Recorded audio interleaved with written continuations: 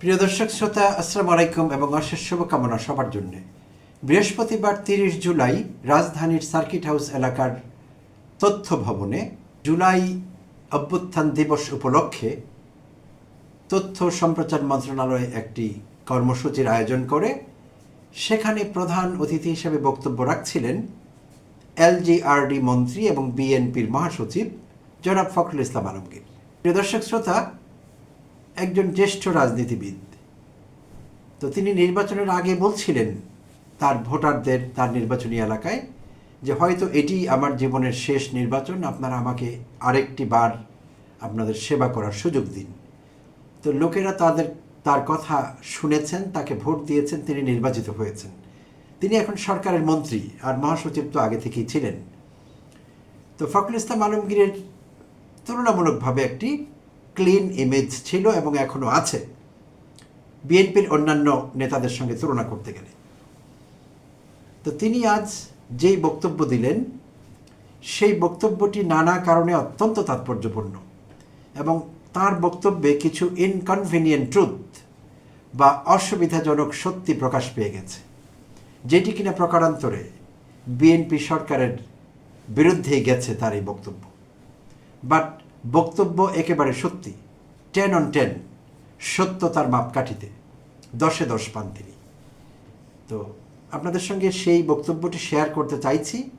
আমি নিজে অবাক হয়েছে, এটি কী করে সম্ভব। তিনি যে বক্তব্য দিলেন একেবারেই তার সরকার অর্থাৎ বিএনপি সরকারের বিরুদ্ধে গেছে সেই বক্তব্য। তারপরে তিনি দিয়েছেন, তিনি উল্লেখ করেছেন তার অনেক বয়স হয়েছে, সে কথা তিনি উল্লেখ করেছেন। তো এখন জানি না, বার্ধক্যজনিত কারণে তিনি হয়তো সাময়িকভাবে ভুলেও যেতে পারেন তিনি কি বলছেন, তাই সেটি বলে ফেলেছেন। বাট দেশের পক্ষে গেছে তার বক্তব্য, হয়তো দলের বিপরীতে গেছে, দলের বিরুদ্ধে গেছে, বাট দেশের পক্ষে, জনগণের পক্ষে গেছে তার বক্তব্য, এটি বলতেই হবে প্রিয় দর্শক শ্রোতা। তো চলুন একটু শুনে নেই তার জবানিতে তিনি কি বলেছিলেন এক্স্যাক্টলি। আমার 5 মাসের মন্ত্রিত্বের অভিজ্ঞতায় দেখছি দেশে কিছুই বদলায়নি। একইভাবে যারা ঘুষ খেত তারা এখনো ঘুষ খায়। তাই জুলাইয়ের চেতনা ধারণ করে রাষ্ট্র ও সমাজে পরিবর্তন আনতে হবে। প্রিয় দর্শক শ্রোতা, খুব সহজ সরল ভাষায় বলা সত্যি কথা, কিন্তু খুবই তাৎপর্যপূর্ণ। যেমনটি বলছিলাম, তিনি বলছেন যে 5 মাস হয়ে গেছে তিনি মন্ত্রী হিসেবে কাজ করছেন, কিছুই বদলায়নি, সব কিছু আগের মতোই আছে। যারা ঘুষ খেত তারা এখনো ঘুষ খায়। আচ্ছা, তাই তিনি বলেছেন যে জুলাইয়ের চেতনার আলোকে বা জুলাইয়ের চেতনা লালন করতে পারলে সমাজে পরিবর্তন আনা যাবে। আচ্ছা, আরও কিছু অংশ আমি শেয়ার করব আপনাদের সঙ্গে, পরবর্তীতে বিশ্লেষণে কাজে আসবে। আচ্ছা,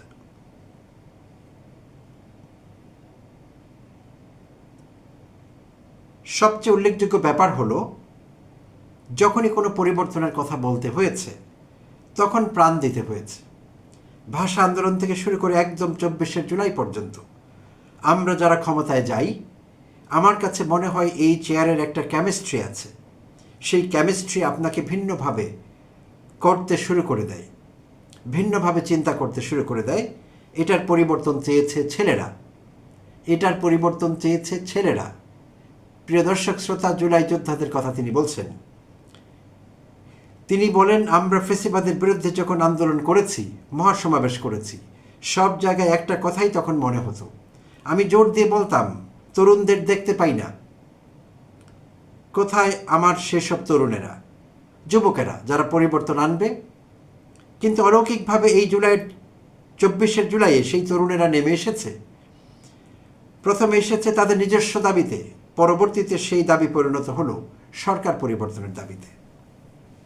আজকের এই পরিবর্তনের জন্য অনেক মূল্য দিতে হয়েছে উল্লেখ করে তিনি বলেন, এখন আমরা যদি এই মূল্য দেওয়াটাকে ধারণ করতে না পারি, সেটাকে সামনে রেখে যদি পরিবর্তনের চেষ্টা করতে না পারি, তাহলে এই জুলাইয়ের শহীদদের মায়ের এই অশ্রুধারা, রক্তস্রোত এমনি এমনি হারিয়ে যাবে। কথাগুলো বলছি অনেক কষ্টে। প্রিয় দর্শক শ্রোতা, এবার তার বক্তব্যের বিশ্লেষণে আসা যাক। তিনি বলছিলেন, ছেলেরা রাস্তায় নেমে আসলো অলৌকিকভাবে 24শে জুলাইতে, আগস্টে, কিন্তু তারাই ভিন্ন ভিন্ন সময় ভিন্ন ভিন্ন কথা বলছেন। এই মির্জা ফখরুল ইসলাম আলমগীর অতীতে অনেকবার বলেছেন যে এইটি বিএনপিরই 15 বছরের আন্দোলনের ফসল। বিএনপি মাঠ তৈরি করে দিয়েছে, আর ছাত্ররা বা যারা জুলাই যুদ্ধ বলে নিজেদের দাবি করেন বা জুলাই অভ্যুত্থানকারী বলে দাবি করেন, তারা সেই বিএনপির প্রস্তুত করা মাঠে ফসল ফলিয়েছেন। এই কথা মির্জা ফখরুল ইসলাম আলমগীর নিজেই বলেছেন, অন্যেরা তো বলেছেনই। অর্থাৎ বিএনপির পক্ষ থেকে 5 আগস্টের পরবর্তী সময়ে মনে হয়েছে একটি উদগ্র চেষ্টা, নগ্ন চেষ্টা বেশিরভাগ সিনিয়র লিডারদের কাছ থেকে, যে তারা পারলে জুলাইকে লুকিয়ে ফেলে।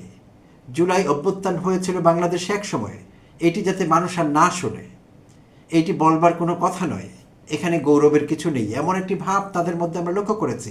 প্রিয় দর্শক শ্রোতা, আমি বিশ্বাস করি আপনারা আমার সঙ্গে দ্বিমত পোষণ করবেন না।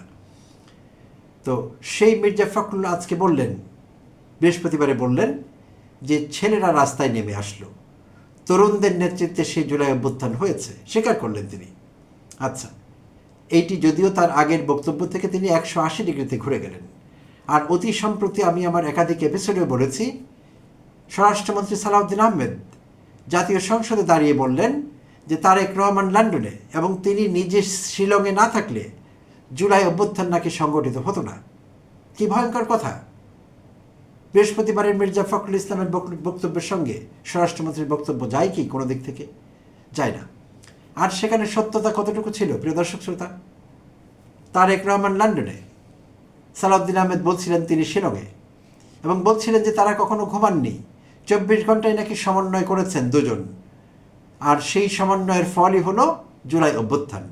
প্রিয় দর্শক শ্রোতা, আমরা জানি সালাউদ্দিন আহমেদ কিডন্যাপড হয়েছিলেন, এইটুকুই আমরা জানি। যদি ভিন্ন কিছু হয় সেটি ভিন্ন কথা। তিনি যদি কিডন্যাপড হয়ে থাকেন, হাসিনা তাকে কিডন্যাপ করিয়েছে ভারতীয় রয়ের সহযোগিতায়। কিডন্যাপড হয়ে তিনি ভারতে আশ্রয় নিলেন, সেখানে থাকতে বাধ্য হলেন, জেল হাজত হলো তার, সেখানে কোর্ট কাচারিতে হাজিরা দিতে হলো। তাহলে তার মানে তিনি ভারতীয়দের তত্ত্বাবধানে ছিলেন। তাহলে তার পক্ষে কতটুকু সম্ভব ছিল বিলেতে বসবাসকারী তারেক রহমানের সঙ্গে বাংলাদেশে আওয়ামী লীগকে হটাবার জন্যে, শেখ হাসিনাকে পদ থেকে নামাবার জন্যে তারেক রহমানের সঙ্গে 24 ঘন্টা সমন্বয় করা?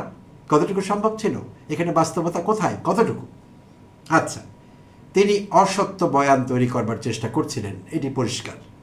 তো যাই হোক, আবার ফিরে আসবো ফখরুল ইসলামে। তো মির্জা ফখরুল ইসলাম আলমগীর যেটি বলছিলেন, তিনি বলছিলেন যে মায়েদের কান্না তাহলে এমনি হয়েছে, এমনিতেই লোকেরা প্রাণ দিয়েছে। যদি জুলাই বাস্তবায়ন করা না যায়, জুলাই চেতনা ধারণ করলেই বাস্তবায়ন করা যাবে। কাঙ্ক্ষিত পরিবর্তন হয়নি। কাঙ্ক্ষিত পরিবর্তন কার জন্য হয়নি, কাদের জন্য হয়নি? জুলাই তো শুধু সরকার বদলের জন্য ছিল না, প্রিয় দর্শক শ্রোতা। জুলাই তো এরকম ছিল না যে আওয়ামী লীগ যাবে, বিএনপি আসবে, শেখ হাসিনাকে আমাদের পছন্দ না, তার চেহারা অসুন্দর, তিনি দেখতে কুৎসিত, আমাদের গুড লুকিং তারেক রহমানকে দরকার। আমাদের তো জুলাই এই জন্য হয়নি। তিনি সত্যিই বলেছেন জুলাইয়ের পরিবর্তন না হলে এই জুলাই অভ্যুত্থান ব্যর্থ হবে, ব্যর্থ হয়েছে বলে গণ্য করতে হবে। এবং মায়েদের কান্না অহেতুকি হয়েছে, অহেতুক অশ্রু বিসর্জন দিয়েছিলেন মায়েরা, এটি আমাদের গণ্য করতে হবে। আর এই যে পরিবর্তন হলো না, কাঙ্ক্ষিত পরিবর্তন, কার জন্যে হলো না এটি তো এখন পরিষ্কার, জলের মতোই পরিষ্কার, জলবত্তরলং। বিএনপির জন্য হয়নি, কারণ বিএনপি জুলাই সনদ বাস্তবায়ন করবার রাস্তা থেকে ব্যাক ট্র্যাক করেছে, পিছু হটেছে। তারা শুধু সেই পরিবর্তনগুলো চেয়েছে যেই সব পরিবর্তনে তাদের ক্ষমতায় কোনো পার্থক্য হবে না। তারা ক্ষমতাকে নিরঙ্কুশ করতে পারবেন, ক্ষমতাকে সুসংহত করতে পারবেন, শুধু সেই পরিবর্তনটুকুতে তারা রাজি হয়েছে। প্রিয় দর্শক শ্রোতা, আমরা যদি শুধু অধ্যাদেশগুলোর কথা বলি, অন্তর্বর্তীকালীন সরকারের, ডক্টর ইউনূসের সেই অন্তর্বর্তীকালীন সরকারের সংস্কার কমিশনগুলোর সেই চূড়ান্তভাবে জারিকৃত 133টা অধ্যাদেশ, সে অধ্যাদেশের মধ্যে বিএনপি সেগুলোই শুধু আইনে পরিণত করেছে, যেগুলো পরিণত না করলেও দেশের বিশেষ কোনো ক্ষতি হতো না। আর সেগুলো করেনি, সেগুলো ল্যাপস হতে দিয়েছে, এক্সপায়ার করতে দিয়েছে জাতীয় মানবাধিকার কমিশন, দুর্নীতি দমন কমিশন, বিচার বিভাগ সংস্কার কমিশন, সুপ্রিম কোর্ট সচিবালয়।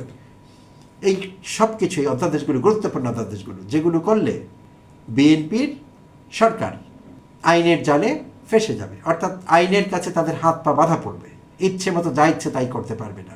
অর্থাৎ ক্ষমতায় চেকস অ্যান্ড ব্যালেন্স আসবে। রাষ্ট্রপতিকে ছোট জগন্নাথ হয়ে থাকতে হবে না, প্রধানমন্ত্রী এবং রাষ্ট্রপতির পদের মধ্যে ভারসাম্য হবে। এই সব কিছু ভালো ভালো পরিবর্তনগুলো, যেগুলো সত্যিকার অর্থে রাষ্ট্রে পরিবর্তন আনতে পারত, বিএনপি করতে দেয়নি। এটি সুস্পষ্ট আমাদের সামনে। তো আর সেই কথাই মির্জা ফখরুল প্রকারান্তরে বললেন যে পরিবর্তন না হলে আসলে কিছু হবে না, জুলাই আমাদের জন্য কোনো ফল বয়ে আনবে না, জুলাই ব্যর্থ হয়েছে বলেই মনে হবে। সত্যি কথাই তিনি বলেছেন, প্রিয় দর্শক শ্রোতা। বাট তার দলের জন্য হয়তো এটি সুখকর হবে না। এই বক্তব্য দল কিভাবে দেখে সেটি এখন চিন্তার বিষয়। তবে রাষ্ট্রপতি হিসেবে তার নাম শোনা যাচ্ছিল। আমি জানি না বৃহস্পতিবারের এই বক্তব্যের পর তার নাম আর আলোচনার টেবিলে থাকবে কিনা, আমার যথেষ্ট সন্দেহ হয়। আর এমন সত্যি কথা বলা সম্ভব শুধুই ফ্রুটিকা খাওয়ার পর, তার আগে এটি আমি অসম্ভব মনে করছি। প্রিয় দর্শক শ্রোতা, অনেক অনেক ধন্যবাদ জানবেন সঙ্গে থাকবার জন্যে।